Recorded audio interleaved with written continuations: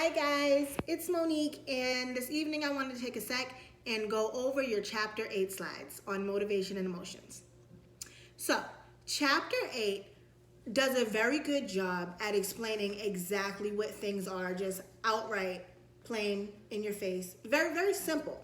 And I love that because I feel like it makes it easy for students to get through.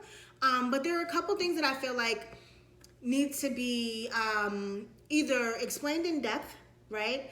Or either needs to be re-explained correctly. Because there were some things like I didn't make those slides, but the people who did, I feel like they really dropped the ball on certain things. So I'm just gonna kind of go over those things. So the first thing, I just feel like it needs to be explained a little bit more in depth. Maslow's hierarchy of needs. So this is that triangle, that pyramid that we see, and it has the different levels, right? So it starts off with biological needs, and it'll go all the way up to self-actualization, which is at the top, right?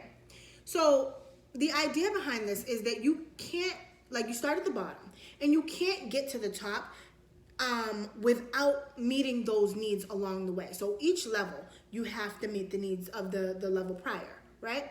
So,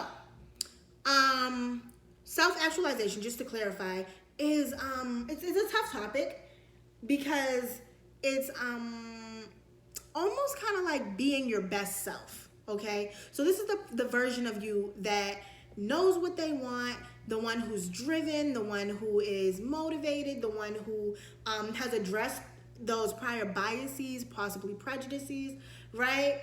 The person just who has all the traits and qualities that you want and can work towards those goals effortlessly, right? So, so if you can't meet those bottom rung, like, biological needs, if you don't know where your next meal is coming from, you're probably not going to be thinking about, oh, well, let's talk about liberty.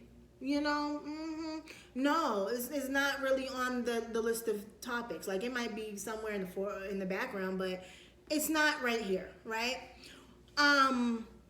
So, and oh, just to address certain things, because I know that there are things that are on that bottom rung that get a little confusing.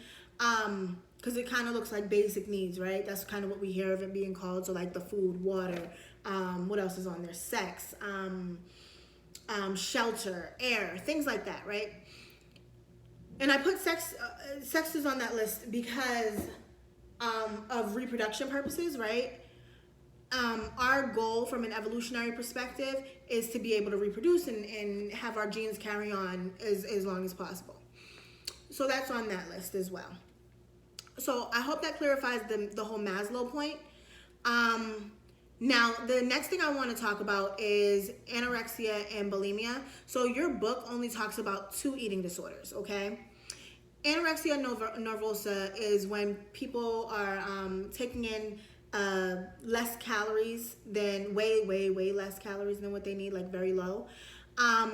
And your book talks about how the people who suffer from this disorder, how they look different and this other stuff, but that's not necessarily true. Sometimes people are anorexic and they don't look like it, right? Like the typical anorexic that you see when you Google anorexia or something like that. Like that's not realistic. Not everybody who suffers from a disorder you can see, right? Sometimes you can see it, and a lot of times you can, especially if you know the person or if you've been around the person for an extended period of time, or how far the person is in their sickness, right? So it does talk about that. Also, there's a disorder, or there's an aspect of this disorder called body dysmorphia. And this is when individuals who suffer from this disorder or these disorders will look at themselves in a mirror or in a reflection, and they will see a completely different person looking back at them. So they might look at themselves and see somebody who, like, for these disorders, who is much larger, right? Overweight, maybe has features that they don't like, whatever it is, right? But in their mind, it's actually, they're seeing something else, okay? So let's address bulimia nervosa. That is the other disorder that they highlight in the book or in the slides. And this is what happens when individuals will take in a large amount of food, large quantities, right? And then somehow expel it, Okay? It doesn't always have to be through throwing up or vomiting. A lot of times that's kind of the go-to when we talk about bulimia. Oh, binge and purge, throw up. You know, those are the terms that we hear, right? But it doesn't necessarily have to be that. So yes, throwing up, also taking like laxatives or diuretics, right? Excessive exercise is another one that a lot of people don't think about. And it's kind of for the purpose of expelling those quantities of food, those calories that we took in, right? So I'm not talking about like the bodybuilders who spend all day in the gym. I'm not talking about the people on weight loss journeys. I'm not talking about the people who are at the gym for health and wellness. I'm specifically talking about people who are suffering from a disorder that is hindering their functioning, where they're doing this repetitive, almost kind of ritualistic behavior. Okay. So another thing that the book does not fully go into, and I think they completely dropped the ball on this one. They spoke about different sexualities, right? And we always hear about like LGBT, right? The book speaks about homosexual, heterosexual, and bisexual as sexualities, right? So just from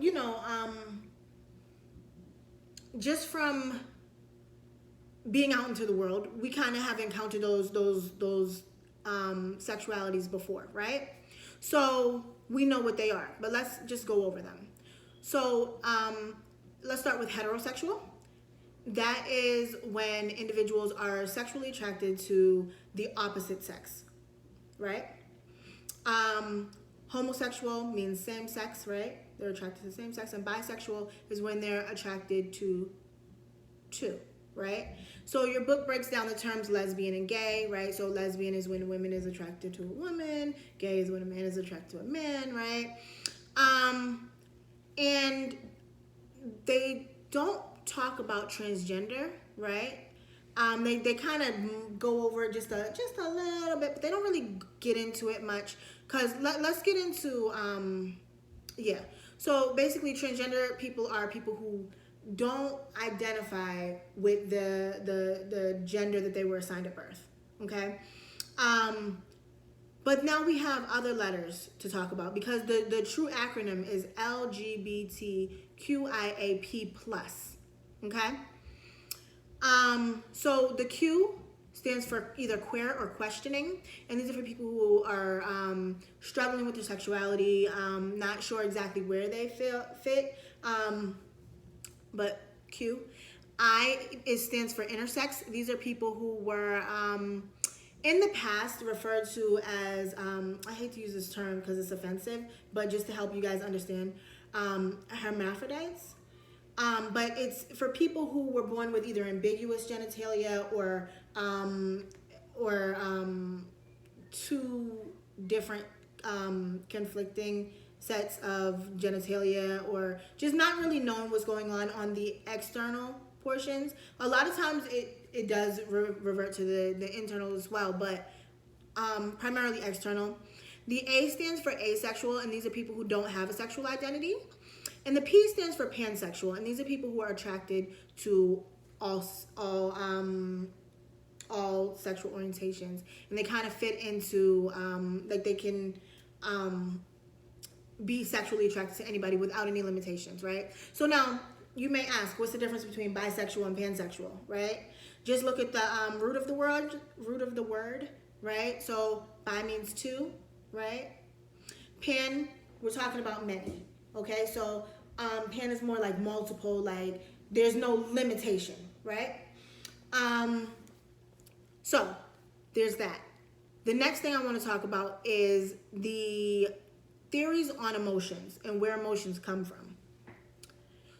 So James Lang, this is one of those things where I didn't feel like the book or your slides really broke it down, like articulated it well. So the James Lang theory states that we experience some type of arousal through like a stimulus or something like that, and then we leads to like a physiological reaction, which is like what happens biologically, like something we can't control, like our heart rate or tears or our emotions. Not emotions. Nope, sorry, take that back. But something like that, breathing rate, something like that. And then that then leads us to our emotions, okay? That's James Lang. So an example would be if we saw a spider, that would be the arousal, right? And our heart started pounding, right? That's the physiological reaction. And then all of a sudden it's like, oh, now I'm scared. I feel fear, right? So that's how we get to our emotions, according to James and Lang.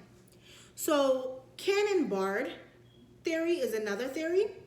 And what they said is that we experience the arousal first, and then the physiological reaction and the emotion happen simultaneously, so at the same time. So what happens? We see that spider, oh shoot, right? And then our heart starts pounding, that's the physiological reaction, and then the fear, right? That's the emotional reaction all at once. So that happens all at once. And then Satcher Singer says that we get aroused by the stimulus first, and then there's a physiological reaction as well as some type of interpretation of that physiological reaction, okay? And then the emotions come. So Satcher Singer says, we see the spider, boom, oh wow, a spider, right? And then our heart starts pounding at the same time. We're like, I'm scared. At the same time, simultaneously. We can interpret that and say, oh, I'm scared, right? And then comes the fear. So that's the difference in those three theories that we highlight in our class. And if you guys have any questions, as always, feel free to reach out. I hope this clarified a few things, and I will talk to you guys later.